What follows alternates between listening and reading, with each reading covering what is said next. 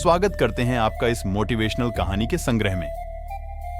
आजकल की जिंदगी इतनी तेजी से चलती है कि हमारा मन कई बार थक जाता है और हम डीमोटिवेट हो जाते हैं।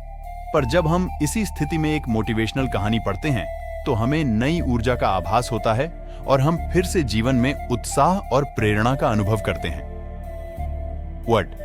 अकेले लड़ने की ताकत कभी कभी आवश्यकता होती है।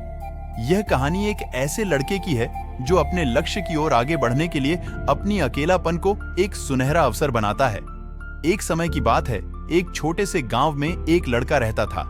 वह बहुत सपने देखता था और अपने लक्ष्यों की प्राप्ति के लिए प्रयास करने का निरंतर जुनून रखता था, परंतु उसके पास न कोई साथी था, न कोई गाइड करने वाला।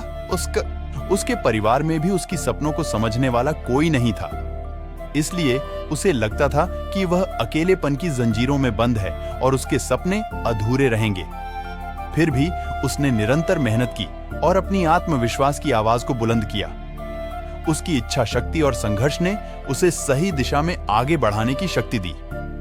एक दिन उसे अपने गांव के बाहर एक पुस्तकालय का पता चला। वह आश्चर्यचकित हुआ क्योंकि उसे पहले कभी ऐसी जगह नजर नहीं आई थी। धीरे धीरे उसने उस पुस्तकालय के दरवाजे पर कदम रखा।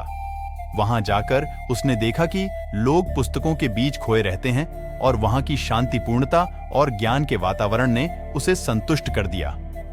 अपनी उत्कृष्टता को पहचानते हुए उसने निर्णय किया कि वह पुस्तकालय में समय बिताएगा।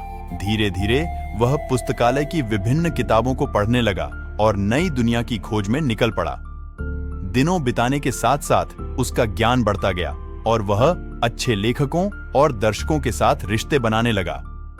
इसी के साथ उसने लिखने का भी मन बना लिया। उसने कई लेख लिखे, जिसमें से उसका एक लेख प्रकाशित हुआ और उसे अवसर मिला अपने लेखकीय कौशल को दुनिया के सामने प्रदर्शित करने का।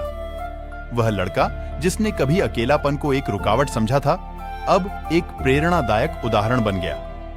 लोग उसे मान्यता देने लगे और वह लड़का अपने लक्ष्यों की ओर अग्रसर होने में सफल हुआ।